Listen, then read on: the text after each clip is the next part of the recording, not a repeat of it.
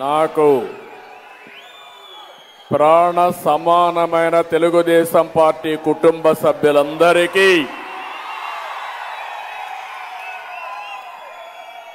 వేదికపై ఉన్న తెలుగుదేశం పార్టీ కుటుంబ పెద్దలకి, పత్రికా విలేకరులకి,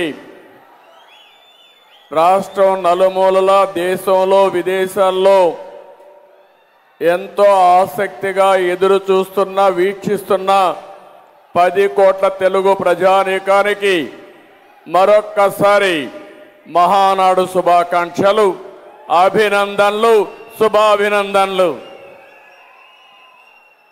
ఈసారి మహానాడుకు ఒక ప్రత్యేకత.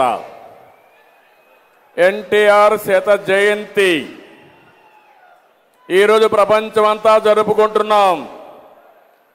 100 ప్రదేశాలలో, నిర్దేశించిన ప్రదేశాల్లో ఏ నాయకుడికి జరగనంతగా ఎన్టీ రామారావు గారి శత జయంతి చేశామంటే అది తెలుగు ప్రజానీకం ఎన్టీఆర్ పై నుండే అభిమానం, ఆరాధనని మరొక్కసారి తెలియజేస్తున్నా. ఎన్నో మహానాళ్ళు చూశారు కానీ నా జీవితంలో ఎప్పుడూ చూడనంత ఉత్సాహం, అభిమానం మీలో కనపడుస్తా ఉంది. ఎనర్జీ మీలో పెరిగింది. మామూలుగా సహకరిస్తే మీరు ముందుకు పోతారు, అడ్డం వస్తే తొక్కుకుంటా ముందుకు పోతాం. అలాంటి నా కుటుంబ సభ్యులకి మరొక్కసారి నా నమస్కారాలు తెలియజేస్తూ, ఇప్పుడు ఎన్టీఆర్ శకం తెలుగు జాతికి క్రీస్తు శకం ఏ విధంగా అయితే ఉందో ఎన్టీఆర్ శకం కూడా ప్రారంభం అవుతుంది. అది మనం గుర్తుపెట్టుకోవాల్సిన అవసరం ఉందని చెప్పి మరొక్కసారి తెలియజేసుకుంటూ, తెలుగు జాతి ప్రపంచమంతా కూడా ప్రతిభావంతమైన జాతిగా తయారు చేయడానికి నాంది పలికిన నాయకుడు, తెలుగువారి ఆత్మ గౌరవాన్ని ప్రపంచానికి చాటి చెప్పిన ఏకైక నాయకుడు నందమూరి తారక రామారావు గారు.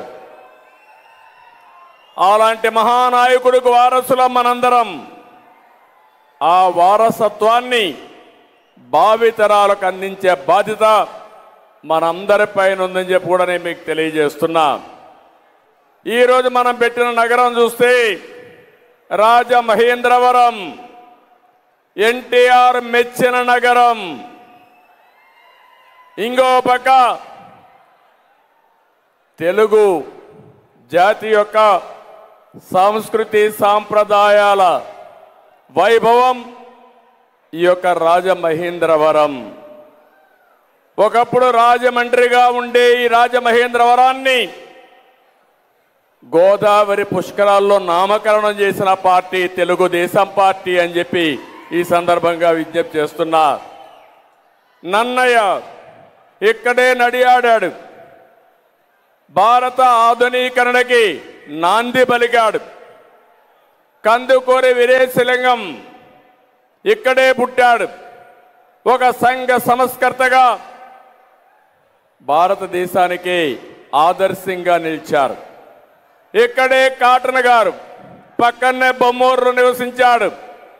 తెలుగు నేల బ్రహ్మాండంగా తడిపించాడంటే, నీటి సౌకర్యం ఇచ్చాడంటే అందుకే కాటన్ బ్రిటిష్ వాడైనా ఆరాధ్య దైవంగా ప్రతి ఒక్క ఊర్లో కాటన్ ఫోటో పెట్టుకొని ఆరాధిస్తున్నారంటే అది గోదావరి జిల్లాల ప్రత్యేకత. దానికి ఆ మహనీయుడిని కూడా ఒకసారి నెమరు వేసుకుందాం. అలాంటి గడ్డ మీద ఈరోజు మీటింగ్ పెట్టాం. ఇప్పుడే మన నాయకులు చాలా మంది మాట్లాడారు. నేను ఒకే ఒక విషయం మిమ్మల్ని అందరినీ కోరుతున్నా. ఈరోజు మళ్ళీ తెలుగు జాతికి చరిత్ర తిరగ రాసే రోజు ఈ రాజమహేంద్రవరం యొక్క మహానాడు. ఒక పక్క ఎన్టీ రామారావు గారి యొక్క 100 సంవత్సరాల శత జయంతి, ఇంకో పక్క 42వ మహానాడు వేడుకలు. ఇదే కాదు, ఈ రోజటి నుంచి మనమందరం కూడా ఒక సంకల్పాన్ని తీసుకుంటున్నాం. తిరిగి ఈ రాష్ట్రాన్ని కాపాడమే కాకుండా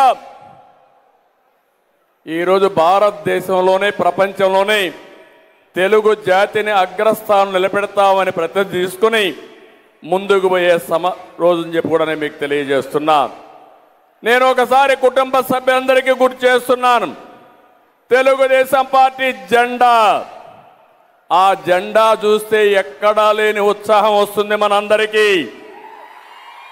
అవునా కాదా అని మిమ్మల్ని అడుగుతున్నా. అందులో మీరు చూస్తే ఆ కలర్ చూస్తే పసుపు కలరు. ఏ శుభ కార్యక్రమాలు చేయాలన్నా, ఎలాంటి పూజ కార్యక్రమాలు చేయాలన్నా పసుపు లేకుండా చేసే అవకాశమే లేదు. ఇంకో పక్క అందులో మీరు చూస్తే నాగలి. ఎన్టీ రామారావు గారు ఆ రోజు ఆలోచించారు, రైతుల్ని శాశ్వతంగా గుర్తుపెట్టుకోవాలని తెలుగుదేశం పార్టీ జెండాలో నాగలి పెట్టాడంటే అది ఎన్టీ రామారావు గారి యొక్క దూరదృష్టి, స్ఫూర్తిదాయకం. ఇంకో పక్క మీరు చూడండి గుడిస. ఎప్పుడూ తెలుగుదేశం పార్టీ గుండెల్లో పెట్టుకునేది పేదవాళ్ళని. అందుకే సమాజమే దేవాలయం, పేదలే దేవుళ్ళని నిర్వహించిన మహనీయుడు ఎన్టీ రామారావు గారని చెప్పి నేను మీకు తెలియజేస్తున్నా. ఇంకో పక్క శ్రమ జీవుల కోసం చక్రం పెట్టాడు. ఇవన్నీ కూడా మీరు చూస్తే ఎప్పటికీ రిలవెంట్గా శాశ్వతంగా ఉండే విధంగా ఎన్టీ రామారావు గారు రూపకల్పన చేసిన జెండా తెలుగుదేశం పార్టీ జెండా. తెలుగుదేశం పార్టీ జెండా తెలుగు జాతికి అండని మరొకసారి మీ అందరికీ విజ్ఞప్తి చేస్తున్నా. ఇంకొక పక్కన ఎన్నికల సింబల్ కూడా సైకిల్ సింబల్, కామన్ మ్యాన్ వాహనం. ఇంకో పక్క మీరు చూడండి, ముందు చక్రం సంక్షేమం, వెనక చక్రం అభివృద్ధి. ఇప్పుడు నేను ఇంకోటి యాడ్ చేస్తున్నా, ఎలక్ట్రికల్ సైకిల్స్ కూడా వచ్చాయి తమ్ముళ్ళు. ఒక ఎలక్ట్రికల్ సైకిల్ చేస్తే ఇంకా స్పీడ్ తెలుగుదేశం. ప్రజల జీవితాలు కూడా బ్రహ్మాండంగా అభివృద్ధి చేయాలంటే ఈ సైకిల్ తప్ప ఆరోగ్యంగా ఉంటుంది. రెండోది, ఎక్కడికి కావాలంటే ఇక్కడికి వెళ్తాం, ఖర్చే లేదు, పుష్పక విమానం మారిగా పోయే పరిస్థితి వస్తుంది. అది ఎన్టీ రామారావు గారి సృష్టి అని చెప్పి నేను మీకు తెలియజేస్తున్నా. 4 సంవత్సరాలు నా కుటుంబ సభ్యుల్ని చూస్తున్నా. ఎన్ని త్యాగాలు చేశారంటే మీ త్యాగాలకు మనస్ఫూర్తిగా అభినందిస్తున్నా. తప్పుడు కేసులు పెట్టారు, జైల్లో పెట్టారు, బయట రానికుండా అడ్డుపడ్డారు, జీవో నెంబర్ 1 తీశారు, నాయకులను అరెస్ట్ చేశారు. కానీ మీ సంకల్పం చూస్తే ఉక్కు సంకల్పం. ఏ ఒక్క నాయకుడు భయపడకుండా, ఎంత సంకల్పం అంటే ఒక్క ఉదాహరణ చెప్తున్నాను మీకు. చంద్రయ్య మాచర్ల నియోజకవర్గం, అతన్ని చంపే మునుపు ఒక వెనుకబడిన కులం యాదవ కులం అతన్ని చంపుతా ఉంటే ఒకే మాట అడిగారు, జై జగనను నిన్ను చంపం వదిలిపెడతామంటే ఏమైనా పర్వాలేదని జై తెలుగుదేశం అని ప్రాణాలు తెలిసిన వ్యక్తి చంద్రయ్య. అందుకే ఆయన పాడి మోసా నేను. ఆ కార్యకర్త ఒక ఆదర్శం. అందుకే నేను అంటున్నాను, మీరు చేసిన త్యాగాలు నా జీవితంలో ఎప్పుడూ మర్చిపోలేను. ఒకటే మీకు హామీ ఇస్తున్నా, కుటుంబ పెద్దగా నేను మీకు అండగా ఉంటా, తోడుగా ఉంటా, మిమ్మల్ని పైకి తీసుకొస్తా. ఏ కష్టమన్నా చంద్రన్న మీకు అండగా ఉంటాడని మరొక్కసారి మీ అందరికీ విజ్ఞప్తి చేస్తున్నా. ఇప్పుడే కాదు, రేపు అధికారం వచ్చినా ప్రతిపక్షంలో ఉన్న నా కార్యకర్తల సంక్షేమం, నా కార్యకర్తల అభివృద్ధి నాకు చాలా ప్రధానంగా తీసుకెళ్తానని మరొక్కసారి నా కుటుంబ సభ్యులకు తెలియజేస్తున్నా. ఏ పార్టీకైనా కార్యకర్తలు లేకపోతే పార్టీ లేదు. అదే సమయంలో ప్రజలకు సేవ జరగాలన్నా, మంచి జరగాలన్నా, ప్రజలకు ప్రభుత్వానికి వారధిగా పనిచేసేది ఈ కార్యకర్తలే పనిచేస్తారు. అలాంటి నా కుటుంబ సభ్యుల్ని అభినందిస్తూ మీ అందరి త్యాగాలకి సెల్యూట్ చేస్తున్నాను. తమ్ముళ్ళు, శిరస్సు వంచి మీకు పాదాభివందనం చేస్తున్నాను.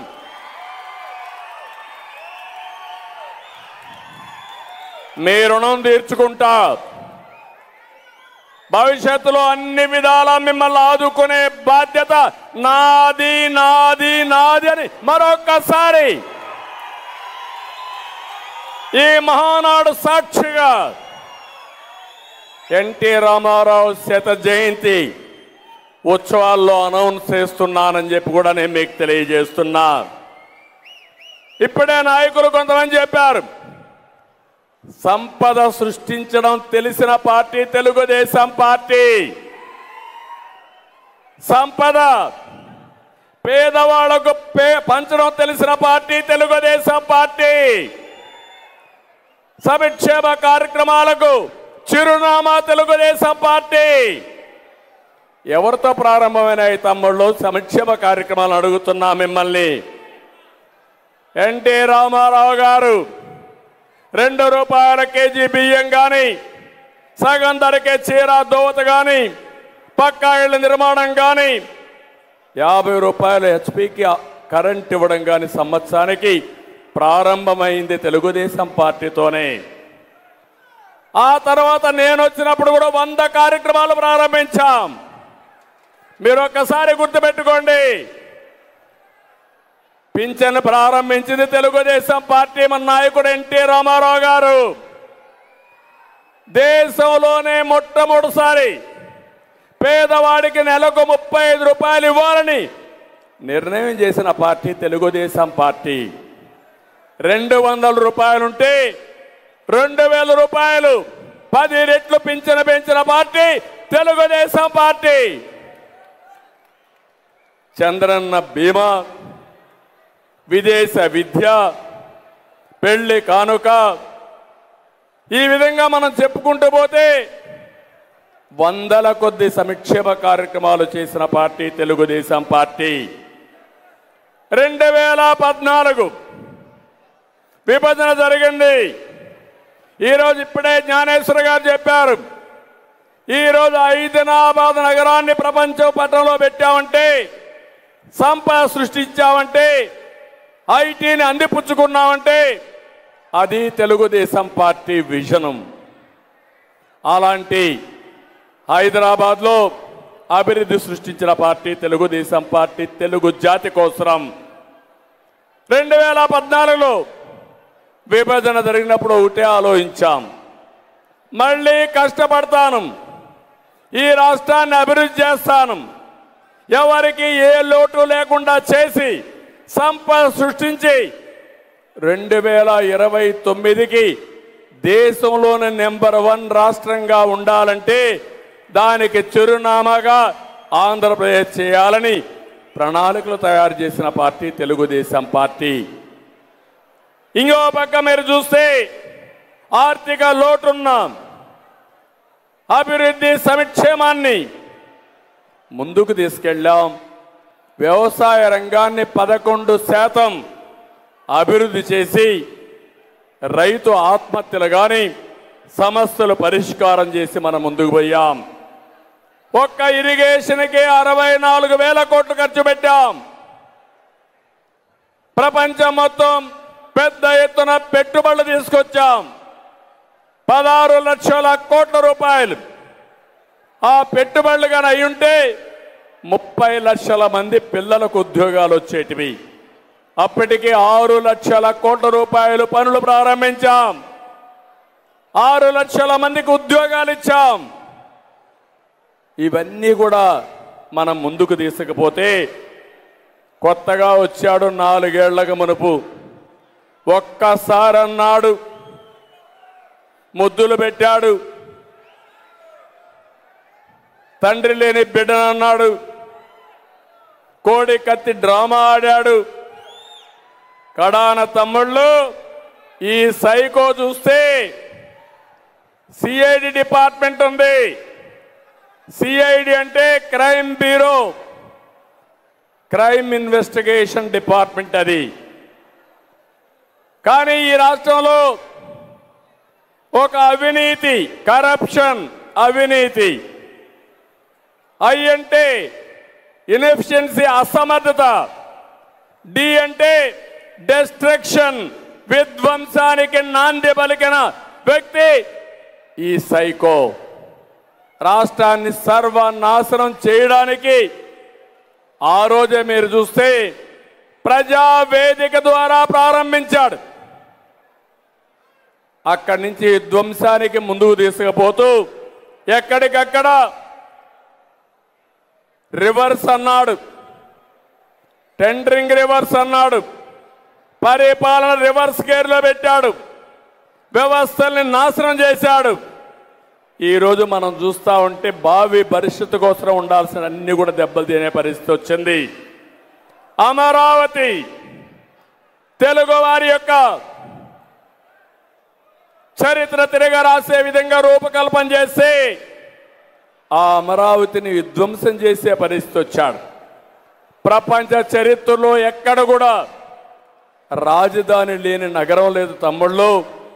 3 రాజధానుల పేరుతో ఈరోజు అమరావతిని విధ్వంసం చేసి అసలు రాజధాని లేని నగర రాష్ట్రంగా ఆంధ్రప్రదేశ్ను తయారు చేసే పరిస్థితికి వచ్చాడు.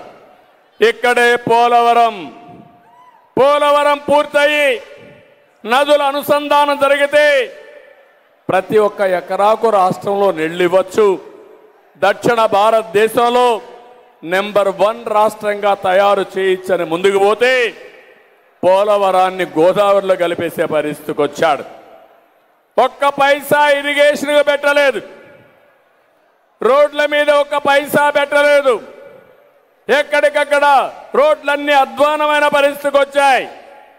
వ్యవసాయం పూర్తిగా భ్రష్టు పట్టిపోయి నాశనం అయిపోయే పరిస్థితికి వచ్చింది. ప్రభుత్వాన్ని చూస్తే ప్రభుత్వ స్పాన్సర్డ్ టెర్రరిజం ఎక్కడికక్కడ పెరిగిపోయి సమాజానికి ఒక పెను సవాలుగా తయారు చేసే పరిస్థితికి వచ్చింది.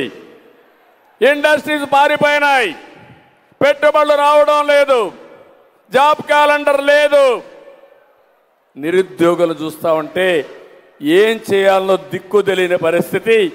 చదువుకోవాలంటే కాలేజీ లేక, నాణ్యత లేకుండా పక్క రాష్ట్రాలకు వెళ్ళి చదువుకునే పరిస్థితి వచ్చింది. దిశ చట్టం అన్నాడు, ఎక్కడుందని అడుగుతున్నా. లేని చట్టాన్ని ఈ యొక్క రాజమండ్రిలోనే దిశ పోలీస్ స్టేషన్ పెట్టి అపహాస్యం చేసిన వ్యక్తి ఈ జగన్మోహన్ రెడ్డి అని చెప్పి నేను మీకు తెలియజేస్తున్నా. ఆ రోజు అన్నాడు, ఉద్యోగాలు రావాలంటే ప్రత్యేక హోదా ఉండాలి, రాష్ట్రం అభివృద్ధి కావాలంటే ప్రత్యేక హోదా కావాలి. నాకు కానీ 25 మందిని గెలిపిస్తే ఢిల్లీకి వెళ్ళి మెడలు వంచి ప్రత్యేక హోదా సాధిస్తానన్న వ్యక్తి కేసుల కోసం మెడలు దించి సాష్టాంగ ప్రమాణాలు చేసే పరిస్థితికి వచ్చాడంటే ఈ రాష్ట్రాన్ని తాకట్టు పెట్టే పరిస్థితికి వచ్చాడు. ఏవైతే అమ్మఒడి మాట్లాడాడు, చెప్పిన వాగ్దానాలు ఏది నిలబెట్టుకోలేదు. అలాంటిది చూస్తా ఉంటే అమ్మ ఒడి నాటకం, నాన్న బుడ్డి మాత్రం వాస్తవం. మద్యపాన నిషేధం ఊసే లేకుండా చేసే పరిస్థితి ఎన్నికలప్పుడు చెప్పాడు. నేను మద్యపాన నిషేధం పెడతానని చెప్పిన పెద్ద మనిషి మద్యపానం మీద వచ్చే ఆదాయాన్ని తాకట్టు పెట్టి అప్పులు తీసుకొచ్చే పరిస్థితికి వచ్చాడు. ఇవన్నీ మనం చూస్తే 1-2 కాదు, 4 నెలల్లో నేను లెక్కేస్తే రోజుకు ఎన్నో సంఘటనలు జరిగిపోతున్నాయి.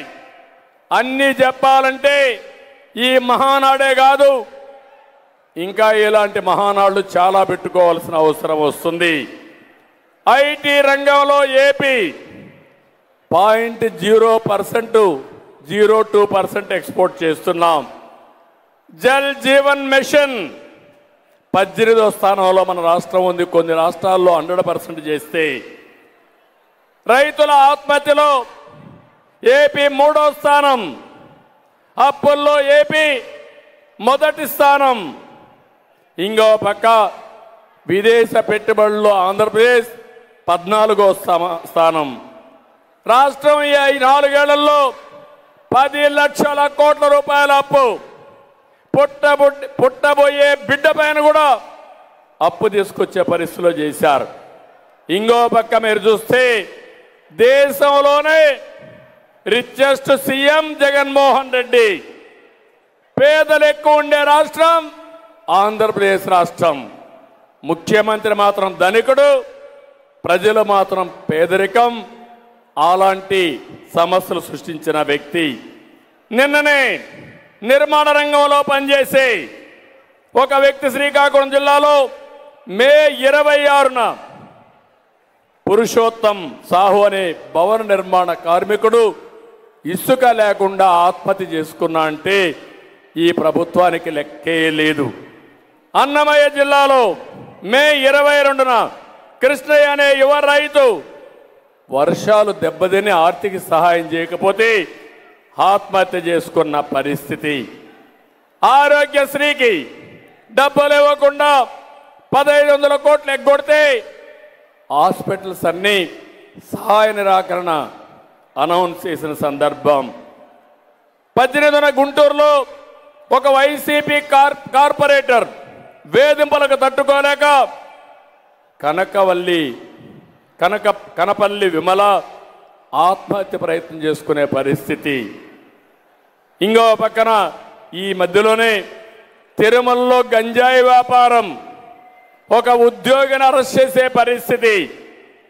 చిత్తూరు జిల్లాలో త్రాగునీటి కోసం డబ్బులు ఇవ్వలేదని వీధెక్కి ఎక్కడికక్కడ ఆందోళన చేసే పరిస్థితి.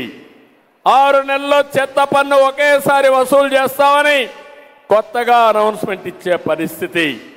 ఇంకో పక్కన మార్చి 7న చింతపల్లి మండలం అడవి బిడ్డల ఏదైతే దారిలోనే ప్రసవాన్ని చేసే పరిస్థితి. ఇంకో పక్కన సాలూరు మండలంలో గిరిజనులు ఈ ప్రభుత్వంలో లాభం లేదు, మా రోడ్డు మేమే వేసుకుంటామని ఒక ఆదర్శంగా 4 లక్షల రూపాయలు వసూలు చేసుకుని రోడ్డు వేసుకున్న పరిస్థితి.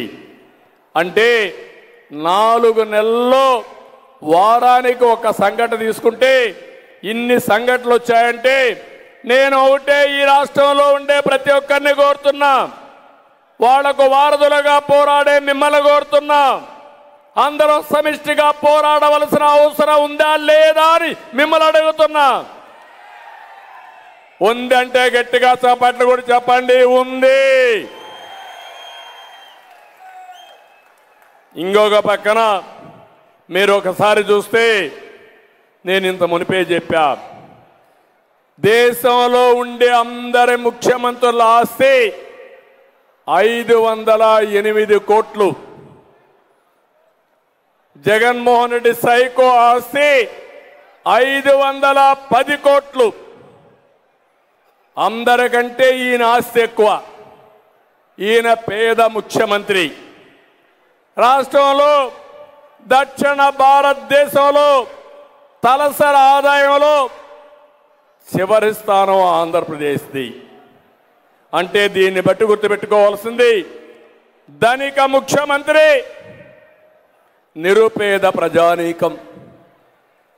ఇది 5 ఏళ్లలో ఈ 4 ఏళ్లలో ఈయన చేసిన ఘనత. దోపిడీ చూస్తే 1-2 కాదు, మొత్తం దోపిడీనే దోపిడీ. ఇసుక, మద్యం, భూములు, ఖనిజ సంపద ఏ దొరికితే అది దోచేసుకుని ఈ 4 ఏళ్లలో 2,27,000 కోట్లు ఒక అసెస్మెంట్ ప్రకారం జరిగిన అవినీతి, ఇంకో పక్కన బాధుడే బాధుడు మీరందరూ కూడా బ్రహ్మాండంగా నిర్వహించారు.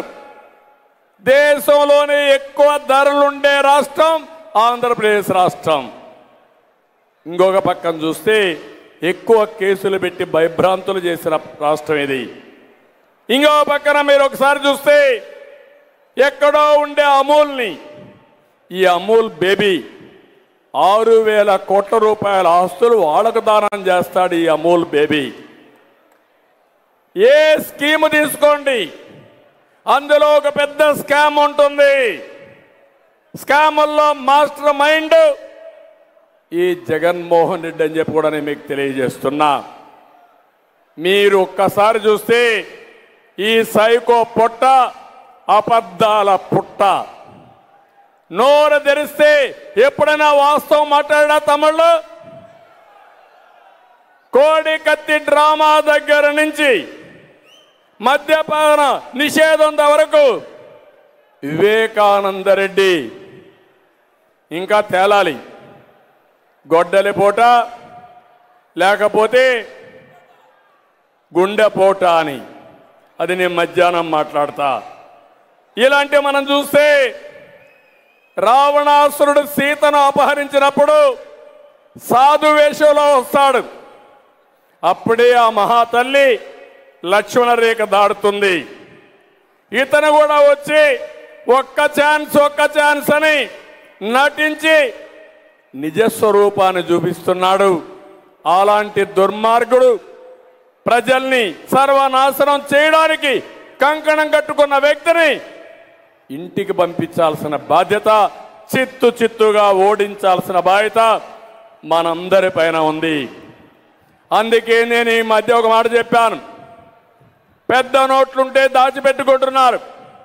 2,000 రూపాయల నోట్లు ఉండేటివి అవి ఎక్కడ ఆంధ్రప్రదేశ్లో కనపడలా. దేశంలో ఉండే నోట్లన్నీ కూడా వీళ్ళు మార్పిడి చేసి దాచిపెట్టుకోవడం ప్రారంభించారు. డిజిటల్ కరెన్సీకి నాంది పలికిన పార్టీ, రిపోర్ట్ ఇచ్చిన పార్టీ తెలుగుదేశం ప్రభుత్వం. ఆ విషయం మీరు గుర్తుపెట్టుకోవాలి. టెక్నాలజీకి అప్పట్లోనే డీరెగ్యులేషన్ రావాలని రిపోర్ట్ ఇచ్చిన పార్టీ తెలుగుదేశం పార్టీ. అదే సమయంలో 2,000 రూపాయలు పోవాలి. అవినీతిని కట్టడి చేయాలంటే 2,000 రూపాయలు పోవాలి, 1,000 రూపాయలు పోవాలి, 500 రూపాయలు కూడా పోవాలి. అప్పుడే నీతివంతమైన ప్రభుత్వం వస్తుంది. దానికి తెలుగుదేశం పార్టీ కట్టుబడి ఉన్నామని మరొక్కసారి మీ అందరికీ తెలియజేస్తున్నా. ఈరోజు ఈ మహానాడులో ఈరోజు రేపు మనందరం డిస్కస్ చేసుకుంటున్నాం. నేను ఒకే ఒక విషయం మిమ్మల్ని కోరుతున్నా. మళ్ళీ రాజమహేంద్రవరంలో జరిగిన మహానాడు చరిత్రలో చిరస్థాయిగా ఉండిపోయేట్టుగా మనం చర్చలు చేయాల్సిన అవసరం ఉంది. ఎన్టీఆర్ శత జయంతి సందర్భంగా ఒక సంకల్పాన్ని మనం తీసుకోవాల్సిన అవసరం ఉంది. ఆ సంకల్పమే మనం అందరం ఆలోచిస్తే తెలుగుదేశం పార్టీకి సంపద సృష్టించడం కొత్త కాదు, సంక్షేమం చేయడం కొత్త కాదు. మళ్ళీ ఒకటే చెప్తున్నా, రాబోయే 5 సంవత్సరాల్లో నష్టపోయిన తెలుగు రాష్ట్రాన్ని, ఆంధ్రప్రదేశ్ రాష్ట్రాన్ని గట్టెక్కించడమే కాకుండా బ్రహ్మాండంగా చేసే బాధ్యతకి ఈ రాజమహేంద్రవరం నాంది పలకాలని మరొక్కసారి మిమ్మల్ని కోరుతున్నా. ఆలోచిద్దాం, మదనం చేద్దాం. అందుకే నేను ఒక మాట చెప్పాను. ఒకప్పుడు సంపద సృష్టించడానికి పీపీపీ మోడల్ అనేవాళ్ళు సమిక్షం ఏదైతే సంస్కరణలు వచ్చినప్పుడు, ఆర్థిక సంస్కరణలు వచ్చినప్పుడు, అంటే P3 మోడల్ అంటే ప్రైవేటు పబ్లిక్ పార్ట్నర్షిప్. ప్రైవేట్ అంటే వ్యక్తులు కానీ సంస్థలు కానీ, పబ్లిక్ అంటే ప్రభుత్వం భాగస్వామ్యంతోనే చేసి ఒక రోడ్డు కానీ, పవర్ ప్రాజెక్టులు కానీ, కాలేజీలు కానీ ఐటీ కానీ అనేక మార్పులు తీసుకొచ్చి సంపద సృష్టించాం. కానీ ఆ సంపద కొంతమందికే పరిమితం అవుతా ఉంది. ఆ పరిమితమే ఈరోజు మనం గుర్తుపెట్టుకోవాల్సిన అవసరం ఉంది. ఆ సంపద పేదవాడికి చేర్చే బాధ్యత తెలుగుదేశం పార్టీ తీసుకుంటాం. అందుకే నేను ఆలోచిస్తున్నాను, P4 మోడల్ అంటే ప్రజలు, ప్రభుత్వం, ప్రైవేటు భాగస్వామ్యంతో ప్రతి ఒక్క పేదవాడిని ధనికుడు చేసే బాధ్యత తెలుగుదేశం పార్టీ తీసుకుంటామని చెప్పి నేను మీ అందరికీ విజ్ఞప్తి చేస్తున్నా. దీనికి నాంది పలకదాం. ఈరోజు రేపు చర్చలు చేద్దాం. రాష్ట్రం ఏ విధంగా నష్టపోయాం, ఏ విధంగా బాగు చేసుకోవాలని ఆలోచిద్దాం. అదే సమయంలో ప్రతి ఒక్కరు కూడా తెలుగుదేశం పార్టీ కార్యకర్తలు నాకు స్ఫూర్తి. మీ మైండ్స్ అన్నీ కూడా చాలా షార్ప్గా ఉంటాయి. పేదవాళ్లకు సేవ చేయాలని జగన్మోహన్ రెడ్డి దగ్గర ఉండే మైండ్స్ అన్నీ కూడా పేటీఎం బ్యాచ్. అది ఎక్కడ జోబీలు కొట్టేయాలన్న చూస్తూ ఉంటారు, ఎక్కడ భూ కబ్జాలు చేయాలన్నా చూస్తారు. కానీ మీరు 10 రూపాయలు ఖర్చు పెట్టి ప్రజలకు మంచి చేసి పేరు తెచ్చుకోవాలని చూసే నా తమ్ముళ్ళు, నా కుటుంబ సభ్యులు, అదే నాకు పెద్ద శ్రీరామ రక్ష.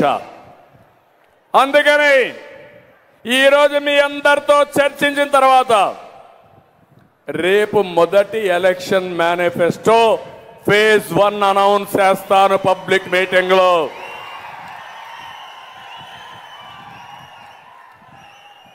ప్రజలు మెచ్చేటిగా, భవిష్యత్తుకి ఒక ఆదర్శంగా అదిరిపోయే సంక్షేమాన్ని ఇస్తాం, అభివృద్ధిని చేస్తాం. అదే తెలుగుదేశం పార్టీ. సంక్షేమం, అభివృద్ధి ప్లస్ అదే తెలుగుదేశం పార్టీ యూఎస్పీ అని చెప్పి నేను మీకు తెలియజేస్తున్నా. ఈరోజు మనందరిపైన ఒకే బాధ్యత ఉంది. తెలంగాణ రాష్ట్రంలో మనం ఆ రోజు ప్రారంభించినటువంటి పనుల వల్ల, వేసిన ఫౌండేషన్ వల్ల అక్కడ రాష్ట్రం బాగుపడింది. దేశానికే నెంబర్ 1 రాష్ట్రం అయ్యే అవకాశం వచ్చింది. ఈ 4 ఏళ్లలో ఇక్కడ జరిగిన విధ్వంసం వల్ల చివరి భాగానికి పోయే పరిస్థితికి వచ్చాం. ఈ సందర్భంగా ఒకటే నేను ఆలోచిస్తున్నా, మీ అందరి యొక్క సహకారంతో మళ్ళీ ఈ రాష్ట్రాన్ని గట్టెక్కించే బాధ్యత అన్ని రాష్ట్రాలతో సమానంగా, అవసరమైతే దేశంలోనే తెలుగు రాష్ట్రాలు 1, 2 స్థానంలో ఉండే విధంగా కార్యక్రమాలు రూపొందిస్తాం. ఆ శక్తి సత్తా తెలుగుదేశానికి ఉందని చెప్పి మరొకసారి తెలియజేస్తున్నా. అయితే నేను మిమ్మల్ని అందరినీ ఒకటే కోరుతున్నా, తమ్ముళ్ళు, ఆడబిడ్డలు, మీ ఉత్సాహం చూస్తున్నా. రాజమహేంద్రవరం అదిరిపోయింది. రేపైతే దద్దరిల్లిపోతుంది.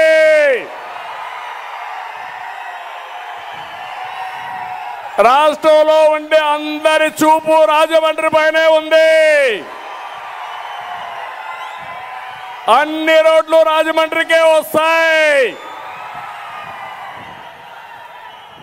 అలాంటి స్ఫూర్తిదాయకమైన నాయకత్వం ఇచ్చిన మిమ్మల్ని శభాష్, హ్యాండ్స్ ఆఫ్, సెల్యూట్ చేస్తున్నానని చెప్పి నేను మీ అందరికీ తెలియజేస్తున్నా. ఇప్పుడు మనందరి మీద ఒక బాధ్యత ఉంది. 2024 జరిగే ఎన్నికలు, దానికంటే ముందు జరిగే ఎన్నికలు, ఎప్పుడొచ్చినా సైకిల్ సిద్ధంగా ఉంది. సిద్ధంగా ఉన్నారా? సిద్ధమా మీరని? రాష్ట్రంలో పిచ్చోడి దగ్గర రాయి ఉంది. ఆ రాయితో ఆయనైనా కొట్టుకుంటాడు, పక్కనుండి వాళ్ళు కొడతాడు, కనపడితే మనల్ని కూడా కొడతాడు. అయితే ఆ రాయి పట్టుకోవడానికి తెలుగుదేశం పార్టీ వాళ్ళుంది. అడ్డం పెడతాం, తిరిగి ఆ రాయితోనే చిత్తుగా చితకబాదాం. నేను అందుకే మీ అందరికీ ఈరోజు దశ దిశ నిర్దేశిస్తున్నా. పేదవాళ్లకు సంక్షేమం ఏం చేయాలో, రాష్ట్రానికి అభివృద్ధి ఏం చేయాలో ప్రణాళికలు తయారు చేద్దాం. మొదటి మేనిఫెస్టో రేపు అనౌన్స్ చేద్దాం, దాంతోనే అదిరిపోతుంది. ఆ తర్వాత టెక్నాలజీ తెలిసిన పార్టీ తెలుగుదేశం పార్టీ, సంపద సృష్టించడం తెలిసిన పార్టీ తెలుగుదేశం పార్టీ. నిరంతరం సంపద సృష్టిద్దాం, ఆ సంపద పేదవాళ్ళకి పంచుకుంటూ ముందుకు పోతామని మరొకసారి మీ అందరికి విజ్ఞప్తి చేస్తున్నా. నా ఆశయం ఒకటే, ఆ ఆశయం ఈ రాష్ట్రంలో పేదవాడు ధనికుడు కావాలి. చేద్దామా లేదా? జగన్మోహన్ రెడ్డి చేసే పని, సైకో చేసే పని, ఆయన ఒక్కడే ధనికుడుగా ఉండాలి, మిగిలిన వాళ్ళందరూ పేదవాళ్ళుగా ఉండాలి. నా సంకల్పం, నా ప్రజలు ధనికులుగా ఉండాలి. దానికి తెలుగుదేశం పార్టీ కార్యకర్తలు సారథులు, మీ నాయకత్వంలో ఇది జరుగుతుంది, చేయడానికి సిద్ధపడమని మరొక్కసారి మిమ్మల్ని అందరినీ కోరుతున్నా. ఇంకో పక్క ఎప్పుడైనా సరే సారథులు బాగా ఉండాలంటే మిమ్మల్ని కూడా పూర్తిగా ఎప్పటికప్పుడు నేను ఎంపవర్మెంట్ చేయాలి, మిమ్మల్ని కూడా బలోపేతం చేయాలి, శక్తివంతమైన నాయకులుగా తయారు చేయాలి. అది నా బాధ్యత. చేస్తా. 42 ఏళ్లుగా కష్టపడుతున్న మీ రుణం తప్పకుండా రాబోయే రోజుల్లో తీర్చుకుంటానని మరొకసారి మిమ్మల్ని అందరికీ విజ్ఞప్తి చేస్తున్నా. మీ ఆలోచన 2024 అంతకు మునుపు ఎప్పుడు ఎన్నికలు పెట్టినా సిద్ధమని గట్టిగా చప్పట్లు కూడా చెప్పండి. మీ పరిధిలో మీరు పనిచేయండి. కొత్త వ్యవస్థను తీసుకొచ్చాం. ఉండే వ్యవస్థకు అదనంగా క్లస్టర్ కానీ, యూనిట్ కానీ, బూత్ కానీ, కుటుంబ సాధికార సారథిని పెట్టి సంస్థాగతంగా బలోపేతం చేశాం. టెక్నాలజీ చూపించాం. ఈరోజు నేను వచ్చి మాట్లాడుతూ ఉంటే మన టీడీపీ యాప్ ద్వారా 1 లక్ష మంది డౌన్లోడ్ చేసుకుంటున్నారంటే టెక్నాలజీలో మా తమ్ముళ్ళు కూడా ఉరకలేస్తున్నారు, ఉత్సాహంగా పరిగెత్తున్నారు. మీకు నాకు కమ్యూనికేషన్ గ్యాప్ లేదు. ఇంకా మీరేం చెప్పాలన్నా నేరుగా యాప్ కానీ ఆన్ చేసి ఒక్క మెసేజ్ పంపిస్తే రియల్ టైంలో నేను చూసుకునే పరిస్థితి వస్తుంది. అట్లని చెప్పి ప్రజల్ని మర్చిపోవద్దండి. ప్రజలతో అనుసంధానం కండి, పేదవాడితో మమేకం కండి. ఇటీవల యువగళం కూడా చూశారు, చాలా బాగా జరుగుతా ఉంది. కార్యకర్తలు మీరందరూ కూడా బాధుడు బ్రహ్మాండంగా చేశారు. ఇదేం కర్మ బ్రహ్మాండంగా చేశారు. యువగళం యువత అయితే రెచ్చిపోయి వచ్చారు, ఎక్కడికక్కడ స్వచ్ఛందంగా ముందుకు వస్తున్నారు. ఇవన్నీ కూడా మనస్ఫూర్తిగా అభినందిస్తూ జరిగేది కురుక్షేత్ర యుద్ధం. ఎలాంటి అజాగ్రత్త పనికి రాదు. Now or never. ఈ రాష్ట్రాన్ని కాపాడుకుంటామా లేదా అనేది ప్రధానం. కాపాడుకుంటామని మీరే కాకుండా ప్రజలు కూడా ముక్త కంఠంతో చెప్పి ఈ రాష్ట్రాన్ని కాపాడుకుని భావితరాల భవిష్యత్తు కాపాడే బాధ్యత అందరం తీసుకోవాల్సిన అవసరం ఉంది. దానికి కురుక్షేత్ర సంగ్రామంలో కౌరవుల్ని వధించి మళ్ళీ అసెంబ్లీని గౌరవ సభ చేసి ఆ రోజే ఆ అసెంబ్లీకి నేను వెళ్తాను తప్ప అంతవరకు నేను పోనని చెప్పాను. నిలబెడతారా అని అడుగుతున్నా, మిమ్మల్ని సిద్ధమా అని అడుగుతున్నా. శభాష్, మీరు ఈ పని చేయండి. మిమ్మల్ని ఏ విధంగా పైకి తేవాలో, ఏ విధంగా గౌరవించాలో అది నా బాధ్యత అని మరొకసారి మీ అందరికీ తెలియజేసుకుంటూ, అందరికీ మనస్ఫూర్తిగా నమస్కారాలు, అభినందనలు, ధన్యవాదాలు. జై హింద్, జై తెలుగుదేశం. ఎన్టీఆర్ అమర్హాయ్. Thank you.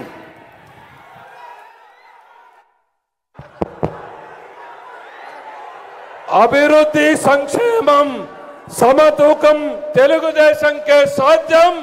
సంపదను సృష్టిస్తాం, పేదలకు పంచుతాం, పేదలను ధనికులుగా మారుస్తామంటూ భావితరాల బాధ్యత నాదే.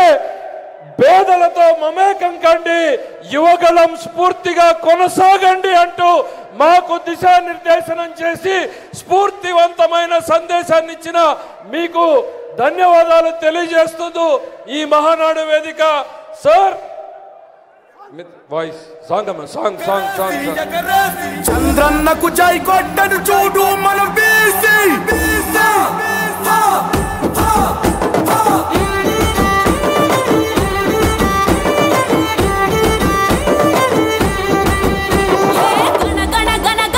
సీమాంధ్ర బీసీలో మేమగ్గి మీద గుగ్గిలౌల మండే బీసీలో ఏ జన జన జన జన కరి పోరు బీసీలో మేం బరిగిస్తే తిరుగులేని గెలుపు దళాలం.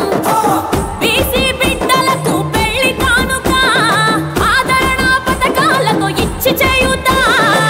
మహాత్మా పూలే ఆశయ సాధనకై అదిగో చంద్రన్న అడుగేసి నాడే నదిస్తాం కదిలొస్తాం. 150 పైగా బీసీ కులాలం ఒక్కటయ్యి సునామీలా మేము దూకుతాం. మాట మీద నిలబడేటి నిప్పు కనికలం చంద్రన్న అడుగుల్లో అడుగేసి కదులుతాం. గణ గణ గణ గర్జన సీమాంధ్ర బీసీలో మేమగ్గి మీద గుగ్గిలౌల మండే బీసీలో జన జన జన కరి పోరు బీసీలో మేం పరుగెత్తే పసుపు జెండ పచ్చ దళాలం.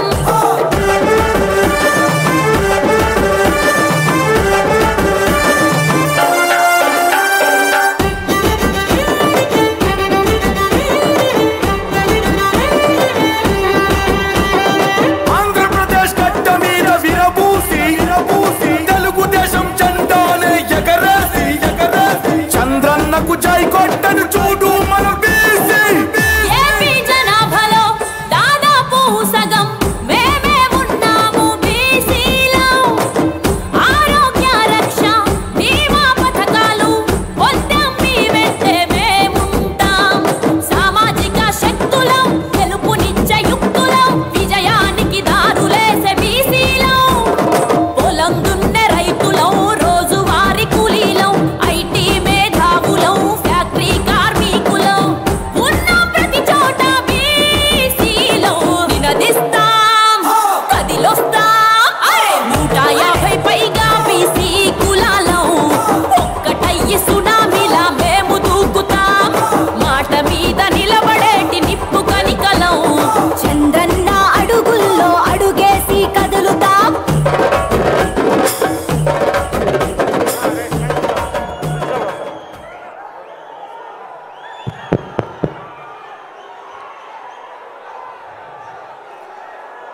దయచేసి ఇక్కడి నుంచి ఎవరిని సభా కార్యక్రమానికి పంపించొద్దండి మా రిక్వెస్ట్.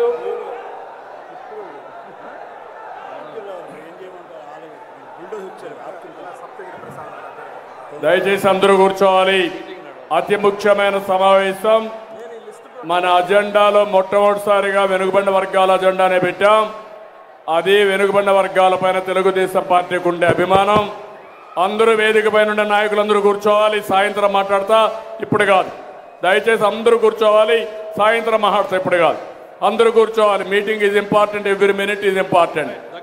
నేను ఈవినింగ్ మాట్లాడతాను అందరితో. ఇప్పుడు అందరూ కూర్చోవాల్సిందే, ఎవరు కానీ నిలబడుకోవడానికి వీలు లేదు. ఇప్పుడు కాకుండా మీరు వచ్చేసి ఇచ్చేసి వెళ్ళిపోండి. మిగిలినందరూ కూర్చోండి. ఎవరు కూడా వేదిక పైకి రావద్దండి దయచేసి. జిల్లాల వారీగా వస్తే అందరూ వచ్చేస్తారు, మీటింగ్ జరగదు. చాలా ముఖ్యం, మనకు మీటింగ్ ముఖ్యం. టైం తక్కువ ఉంది, 7 గంటలే మొత్తం కలిసి. తెలంగాణ అజెండా ఉంది, ఇక్కడ ఉంది. ఇప్పటికే హాఫ్ అన్ అవర్ లేట్గా పోతున్నాం. Please clear. ఓకే, ఇప్పుడు కాదమ్మా, ఇప్పుడు కాదు మీరు. ఓకే అమ్మా, క్లియర్ చేయండి. ఓకే,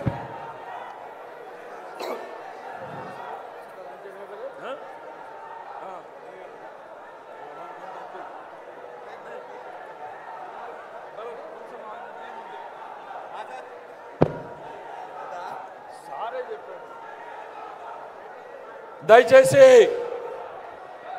అమీర్ బాబు గారు వీళ్ళందరూ తొందరగా డాష్ క్లియర్ చేయాలి. వేల మంది కార్యకర్తలు వెయిట్ చేసినప్పుడు మీరు ఒకరిద్దరు నాయకులు ఇంత టైం తీసుకోవడం దయచేసి సహకరించండి.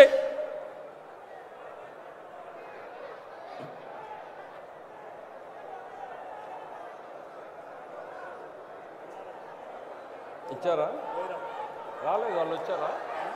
వేరన్నారు వచ్చారా? రాలేదు.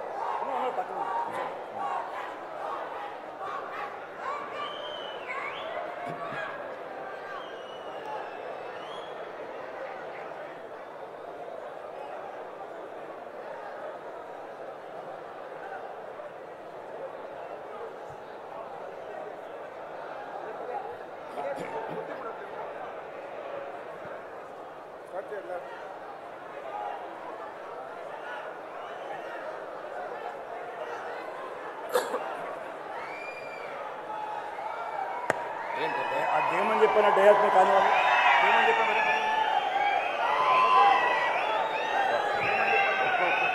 ప్రోగ్రామ్ స్టార్ట్ అయితే వెనకాల మంచిది.